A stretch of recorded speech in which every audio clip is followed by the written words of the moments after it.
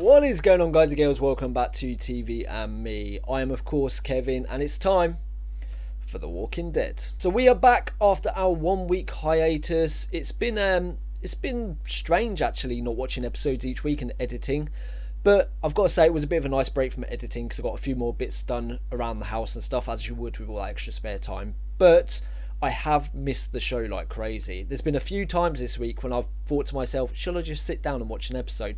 But I haven't. I've held off, I've had some willpower, and I've managed to get through the week. So we're going to jump straight into an episode today without much further ado. Before we do jump into the next episode though, I should do a really quick recap. Basically, all the people from Woodbury are at the prison now, and they're safe with Rick because he's taken them in for various reasons, which we discussed in the Q&A. And it seems as though Rick has also got rid of the Laurie apparition. She's now vanished, like he's cleared his conscience in a way, and he's come to terms with everything that happened to Laurie and the way they were at loggerheads when she died. But he seems to have come to terms with all that stuff, and he seems to have moved on from it. Also, we should quickly mention Andrea's death, and I'm wondering whether that will have some sort of knock-on effect with Michonne. I honestly don't think it will. I think she did care for her, but I feel as though Michonne is a strong enough character that her death will be something that she accepts, like she has with other stuff in the past, it seems. Even though she's been a bit vague about her past, it seems as though she moved on from that stuff, and I think she'll move on from Andrea pretty fast as well. Also, there was the whole ordeal with Carl and the fact he shot that boy in questionable circumstances. I've seen arguments for and I've seen arguments against, so I think there is an argument on either side whether what he did was right or wrong.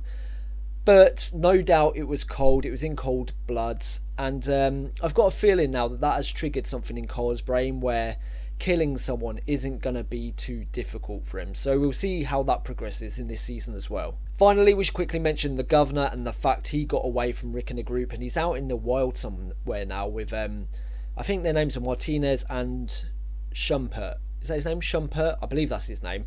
Those two guys are with the governor. No doubt he'll pop up at some point. And my big theory is that he's going to come back and kill the people from Woodbury that Rick saved. Whether he does or not, we'll have to wait and find out. They may even actually, the writers may hold on to him for a later date. And they might make him disappear for a while and come back, like they did with Merle, for instance. So that's a possibility. But apparently we've got a new threat this season as well, actually. I should quickly mention that. You guys and girls said in the comment sections of my last video, my Q&A, that we've got a darker season coming, so I'm looking forward to it. I can't wait, so let's just get straight into it. I've waited a week to do this, so this is season 4, episode 1. Oh geez, they've got their own little farm going now. One of you lot did say to me that this is based, I think he said like 2-3 months after we saw the end of the other one, of season 3, I think. You'll have to let me know in the comment section. What's up, Dr. S? Hey, girl. Just so you know, I liked you first. Stop. Rick brought in a lot of them, too. Not recently. Mr. Dixon? I just wanted to thank you for bringing that deer back yesterday. I mean, it was a real treat, sir. And I'd be honored to shake your hand.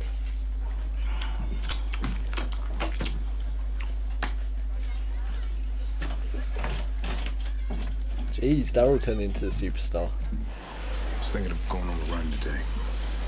Okay. I don't like killing them on the fence. I hate it. When they're coming at you out there, it's different. You don't even think about it. You always volunteered to do it.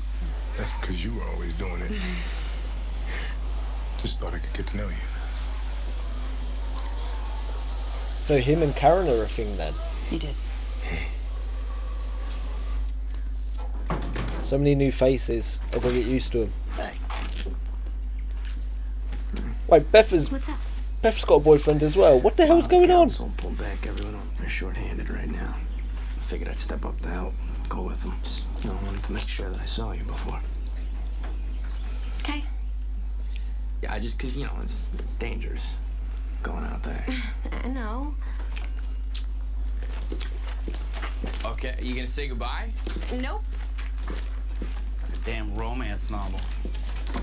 But there's so many new relationships formed over this period, isn't there? I'll have to learn about them all. New people, new relationships. Another new guy. Stop pulling my weight around here. Bob, it's only been a week. That's a week worth of meals. Roof over my head. Let me earn my keep. So Michonne looking like a badass as per usual. You gonna stay a little while? Just a little while. Is Michonne out on her own now then? Because she said she's going to stay a while. She out doing her own thing. Who's back? Wait. Please. That's a person. But can you please help me get this to my husband? We haven't eaten in days. I don't trust her. Do you have a camper out here? Yeah. Could we possibly come back with you? I'd have to meet him. I need to ask him some questions. Both of you. Just 3. When we get there. Look, I don't know you. So I'm just gonna tell you this. You try anything, you're gonna be the one who loses.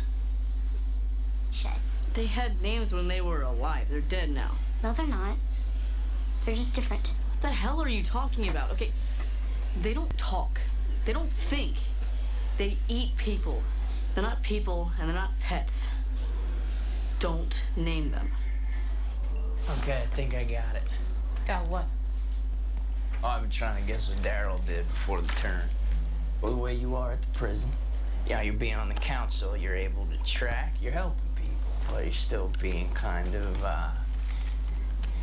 surly. Big swinger. Homicide cop. So funny. Nothing. It makes perfect sense. Oh shit. Has he got an alcohol problem? The fact he went past shaking his head tells me he has.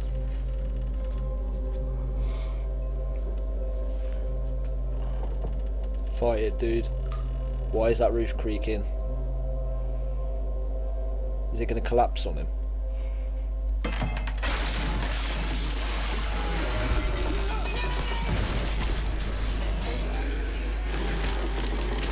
Oh shit, it's going to be raining walkers.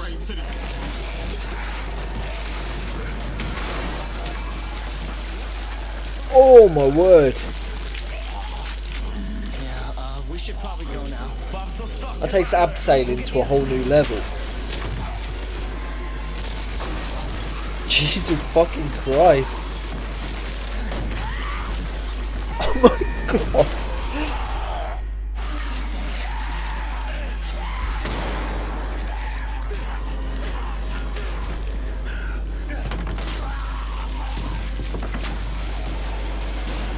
Fucking hell, man, it's never ended.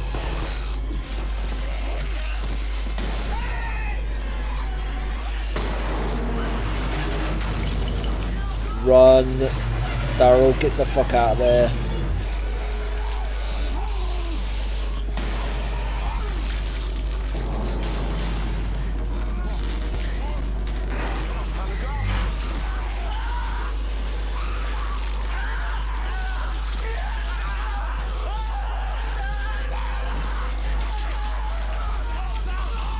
Beth should have said goodbye.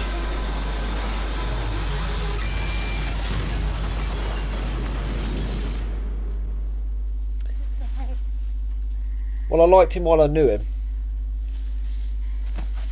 Everything's gonna be okay. Oh shit. He's starving. He's slowing. He needs something alive. I can't be without him. And so I kept him. No. Let me be with him. No!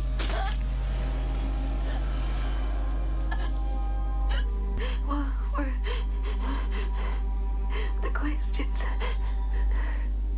Are you crazy? How Should many be what? walkers have he killed? Eddie killed them all. How many people have you killed? Trust me. Why? They don't get to come back from things you've done.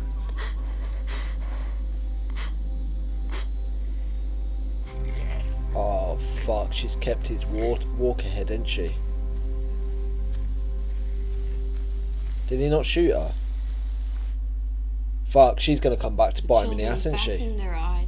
Okay, today we're gonna learn how to hold a knife, how to stab and slash, and where to aim for. Please, don't tell your father. Oh fuck, isn't she meant to teach him that? Oh, the pig has bit it.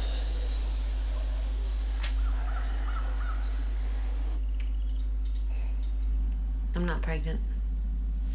You know? I know. Oh, thank God. I didn't want to. But we could have. We can have lives here. How can you say that after today? Where's Judith, actually? After Lori? Because I don't want to be afraid of being alive. What is it? Zach. Is he dead? Okay.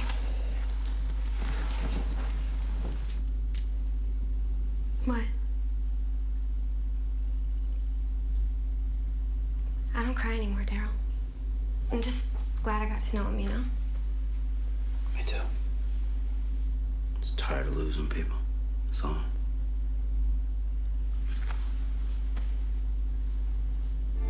Macon. From what little I played of the games, I know that's in the games. You tried to help her. You couldn't. No one could. Some people are too far gone. There's You're not. Judith. You tried to help her. How that woman wound up. I got close to that. If I lost Carl and Judith, if I lost this place. Not then, Rick. Not even then. You came back. Your boy came back. You get to come back, you do.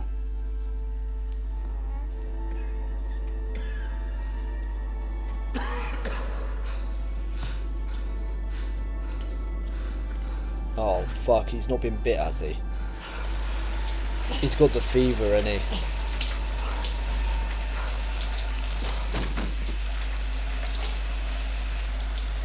Either he's been bit or he's got some sort of disease, which won't be good for a big group of people.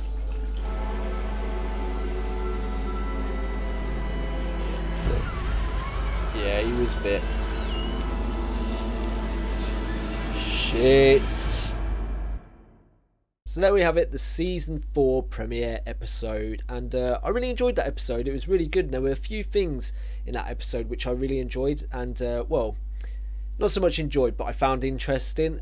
Firstly, I'm going to pick up on the boy Patrick, I believe that's his name, Patrick, the boy that died at the end there, because that whole situation could have far-reaching consequences, and I say that because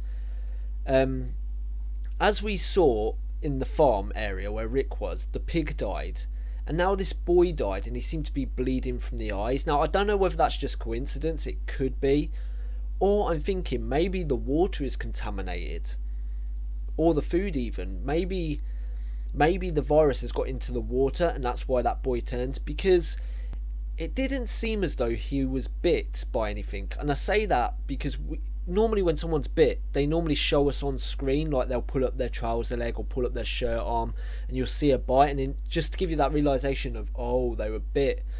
And in this episode they didn't do it, and that's the whole reason I feel like maybe there could be some other pandemic going about. I mean, in this prison there are a lot of people all close by, you know, all living close together, and it could be really, really easy for a bug to spread. And if there is some other bug that is killing people, which is then, because we should say that when someone dies they will always turn, because everyone is infected with the Walker virus. So if some other disease kills all these people, like there's some disease in the water, then they're all going to die and then they're all going to turn. So it's like two diseases working together. And if there is some pandemic or some virus in the water or some disease in the water, then that could wipe out a hell of a lot of people in Rick's group. And it could also open up the possibility of like characters we've come to love dying, because if this boy has died from this infection from the water, then that means the infection has been drunk by a lot of people, because obviously he drinks from the same water sources as everybody else. So who knows how many people could be infected. I may be stretching that a bit, and maybe he has just been bitten and he hasn't told anyone, but if the Walker virus is now in the water, or some other virus is in the water and it's killing people, then either way it's going to be just absolutely terrible for everybody inside that prison, because like I say, we don't know who's infected. And also, I mean, I should bring this up, but at the end there we saw it was night time in the prison, and that kid turned, Patrick turned. So there's every possibility when he comes alive next episode, he could in fact go back into the prison and kill some other characters, which, you know, it's something the Walking Dead TV show would do, because we saw in this episode actually we had two characters die, Patrick, and we also had Beth's boyfriend. You know, they're not afraid to kill new characters. They might take a step back from killing some of the characters that are more established, but the newer characters, i.e. Axel and Oscar as well, they're not afraid of just getting rid of them. If I was to guess one person dying from Patrick, I would have to say the guy that got trapped by the shelves inside the supermarket, that guy that went to pull the alcohol off the shelf. I'm not sure of his name, but I feel like because he was awake and he heard him walk away, because he heard the footsteps, he might come back in, hear the footsteps, and just to think it's somebody coming back, and then that character could die. We'll just have to wait and see though. I mean, it's all up in the air. That boy could go in and kill anyone, or in fact somebody could just see him and take him out, and then they'll try and figure out why he turns, because maybe they'll look on his body and find no bite and realise that there is a disease in the water or in the food. So that could be devastating. That could wipe out a lot of Rick's group, and that was the one thing I was wondering about with this season. How would they narrow down Rick's group? Because like I say, I don't feel like the writers would follow such a large group, because you don't give as much screen time to many characters. You'll be focused on this character and that character, and going over here, over there, and you don't have time to explore the characters that you want to explore. So I feel like they will narrow down the group, and whether it's the governor or this disease, which it might be, I think that could be one of the things that they use to narrow down this group, like I say. So let's move on from that. Let's quickly touch on Beth's boyfriend dying, and I'm sorry I don't know his name, we only knew him for like half an episode. It made me smile for the bit he was in when he was with Daryl and he was trying to guess what Daryl was before the apocalypse. So, you know, I enjoyed him while he was on screen, and unfortunately he died. But the biggest thing to come out of this, I think, is the way Beth reacted to the death. She seemed to just take it and move on, and, you know, if it works for her, I can't really criticise her. I mean, she's been in this world long enough now where she realises people are going to die, and like I say over and over again, I keep saying it, but people deal with these deaths in their own way. And, you know, some people go crazy, some people hallucinate, Rick, and some people just say, right, I knew this might happen, I've just got to move on because I can't let it affect me. I've just got to celebrate that I knew him before he died. I've got to celebrate his life, not mourn his death. And it seems like that's the route Beth is taking, and to be honest, that's given me a lot of respect for Beth. Even though it might appear cold, I understand why she would do that in this world. She can't keep him too close, even though she probably liked him. She probably has to separate in her own mind that even though she likes him, he could disappear the next day, he could die the next day. So maybe she's run through that circumstance in her head over and over, and finally it happened, so she was able to deal with the situation there and then. It was a really cool scene though, the scene where that lad died. I mean, that whole supermarket scene was really cool, and I particularly liked the one where they started falling through the roof, and there was that one that sort of got his guts stuck on the lighting rails at the top of the roof, and he sort of unravelled and fell and was sort of dangling by his guts. I gotta say, The Walking Dead, all the artistry and the directors, they're really creative in the way that these walkers are killed. You know, it never gets boring, it never gets too samey, and they come up with some original ideas. And even though it's a bit gory to watch, it's also kind of funny in a weird, twisted kind of way. Two other things I want to touch on before I stop this review. Quickly, we should mention the whole Rick thing this episode with that woman. She was a bit nuts, and she tried to kill him. And I've got to say I didn't trust her, and the reason I didn't trust her, and of course it's probably completely obvious, but it was because of how crazy she was acting. You know, she was sort of mumbling. Sometimes she was even sort of talking in tongues. I didn't understand what she was saying some of the time, because she seemed to be tripping over her own words like I just did then.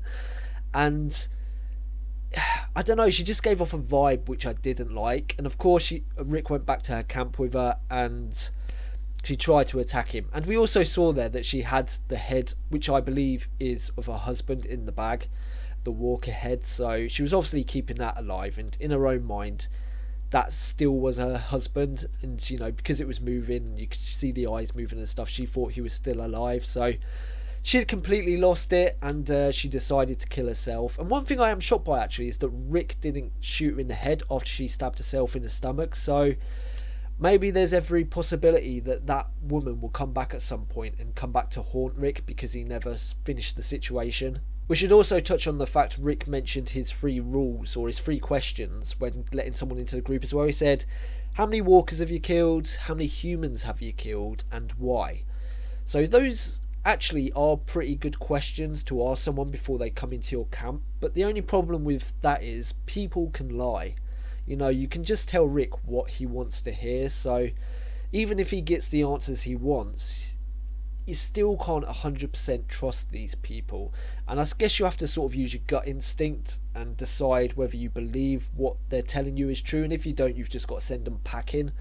So a lot of it is up to interpretation. So I guess Rick still has to go with his gut a bit, but maybe those questions give him a good idea of, you know, the vibe the person gives off, and if he feels like they come across as genuine. Finally, I just quickly want to talk about Michonne, and it seems like she's not living with Rick now, because when she came back at the beginning of the episode, she said she's only visiting for a bit, then she's going back out. So maybe she's living on the road again, you know, and she's coming back to the group every now and again with news or with food or with supplies if she finds some. But herself, she's just doing her own thing. And with the conversations she had with Rick and Daryl as well, it seemed as though she is still looking for the governor, who is somewhere out there in the wild, and he hasn't attacked in the time we've been away from the group, and I think it's about 2 or 3 months, something like that. Correct me if I'm wrong, but that's what I think it is. So, you know, she's out there, she's doing her own thing, she's keeping an eye out for the governor, and no doubt he's going to come back at some point, the governor, and cause havoc again. So it would probably be good to have her as an early warning system, because maybe she's like scouring the edges of the prison, just keeping watch and stuff. So really looking forward to see where they go with this season. Like I say, thoroughly enjoyed this episode.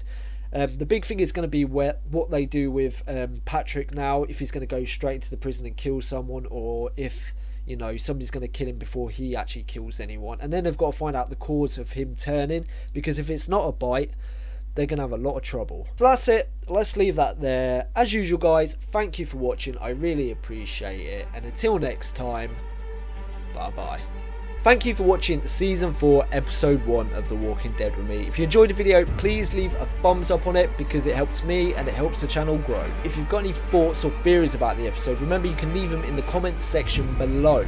But please, no spoilers. Also, if you enjoy the channel and you enjoy the videos and you want to see more content in the future, you can support me on Patreon. With Patreon, you'll also get access to Patreon-only polls, early access to videos, and other rewards, which you'll find in the link in the description. If you want to keep up to date with the channel, you can find me on Twitter @TVandMeReacts, or you can subscribe.